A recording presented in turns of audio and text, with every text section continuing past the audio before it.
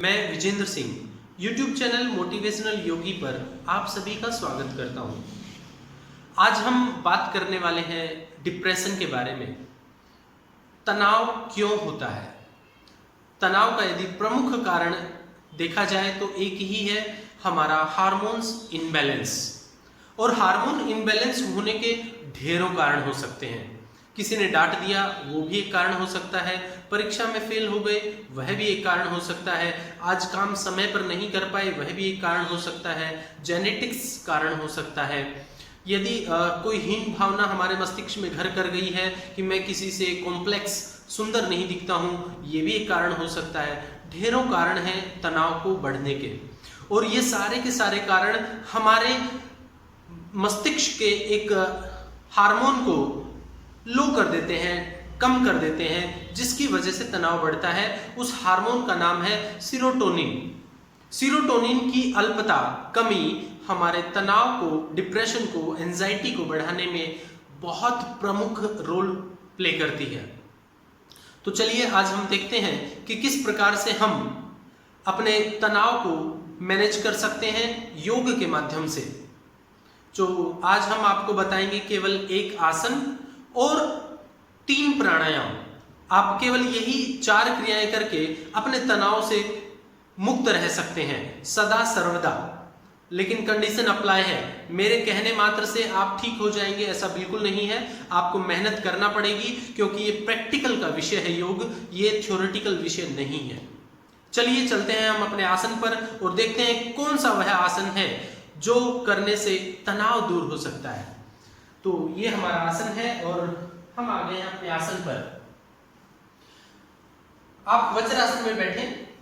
वज्रासन में बैठकर अपने दोनों हाथों को आकाश की तरफ ले जाएं, खींचें और श्वास बाहर छोड़ते हुए धीरे धीरे आगे की तरफ झुक जाएं। आगे झुकने के बाद अपने मस्तक को जमीन से लगा दीजिए।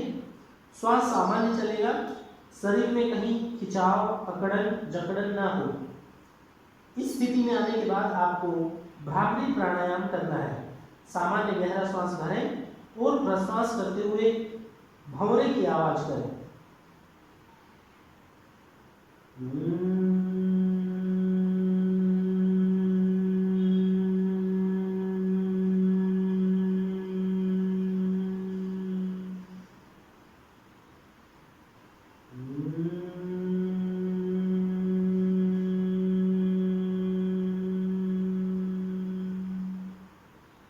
उसके बाद धीरे से वापस आ जाए, जैसे गए थे।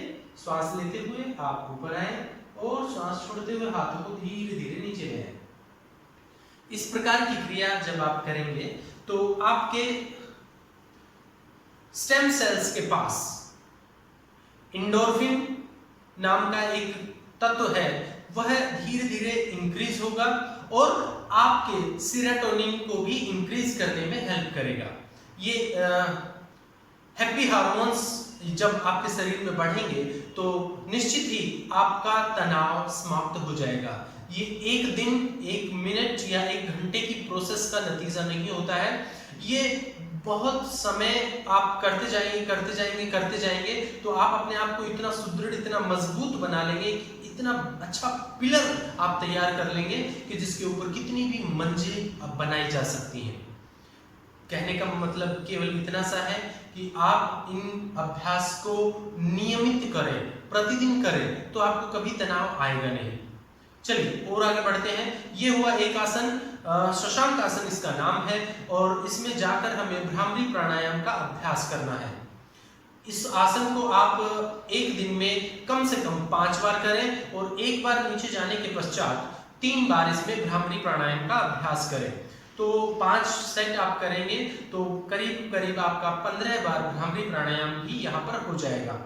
इसमें हमने किया क्या है, आप देखिए। जब आप बैठे थे वज्रासन में तो आपके दोनों पांवों की मांसपेशियों पे आपके पूरे शरीर का दबाव था। पूरे शरीर के दबाव की वजह से हमारे दोनों पांवों की तरफ रक्त का बहाव 30% तक कम हो गया था। जब 30% तक ब्लड फ्लो हमारे पांव की तरफ डाउनवर्ड में कम हो जाएगा तो आई थिंक कि आपकी कटी भाग से ऊपर के शरीर में 70% पहले जो फ्लो हो रहा था वो और 70% जो पांव की तरफ नहीं हो रहा है वो ब्लड फ्लो आपके अपर लिम्स की तरफ जाएगा। तो जब हमारे सिर के स्टेम सेल्स तक इतनी रक्त की मात्रा अधिक पहुंचेगी, ऑक्सीजन की मात्रा अधिक पहुंचेगी, तो हमारा सेरोटोनिन धीरे धीरे बूस्ट करेगा, इंप्रूव करेगा और तनाव खत्म हो जाएगा, खत्म होने लगेगा आराम आराम से, है ना। It's not a single day process. ये हुई हमारी इंटरनल प्रोसेस के ऐसा करने से ऐसा क्यों होने वाला है। जब हम नीचे झुके हुए हैं तो ये प्रोसेस होगी, और भ्रामरी प्राणायाम के करने से हमारे जो मस्तिष्क के ब्रेन के स्टेम सेल्स हैं वो कुछ इस प्रकार से हिलते हैं। आपने देखा होगा मित्रों, जिस प्रकार एक छलनी होती है, छलनी में हम कुछ गेहूं डाल देते हैं और फिर उसको छानते हैं।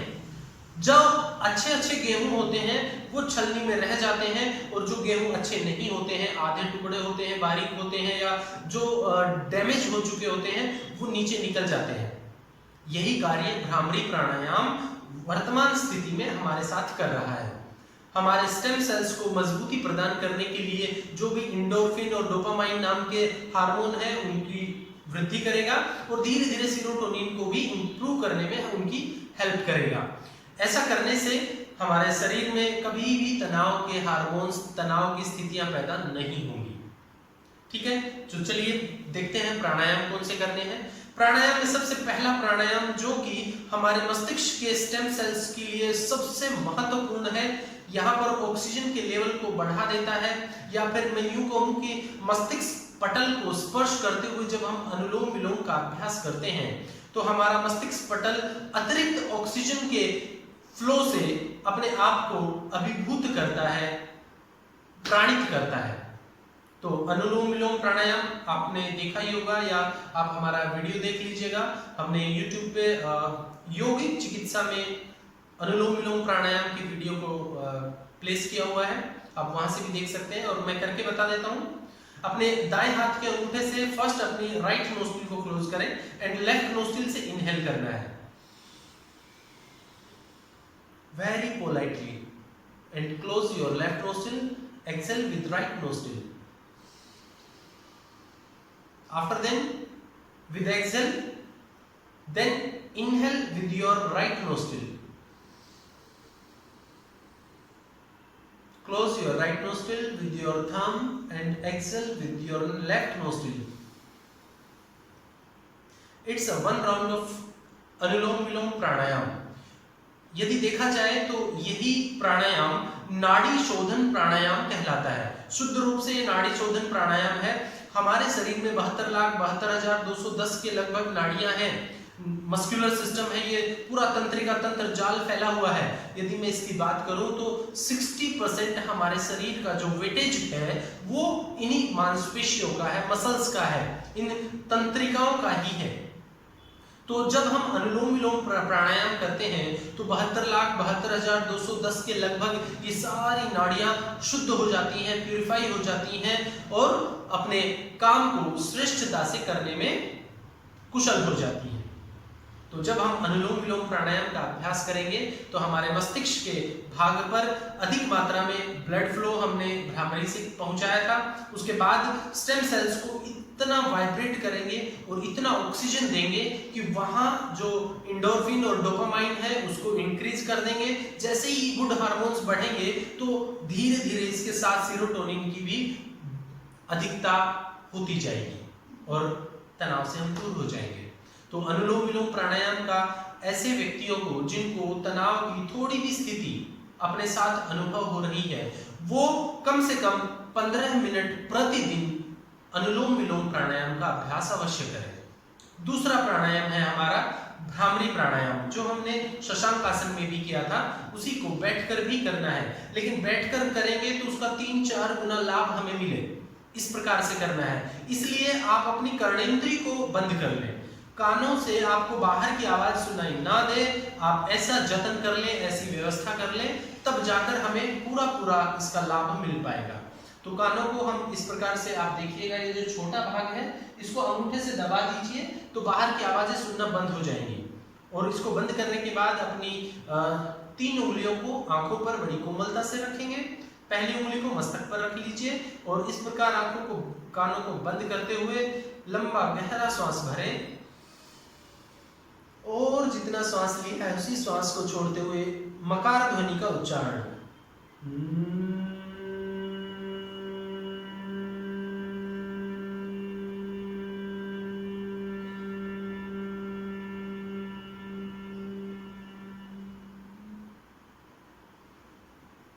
जितना श्वास लिया था उतना ही श्वास छोड़ते हुए हमने धीमी गति से मकार का उच्चारण करते हुए रिलैक्स हो गए।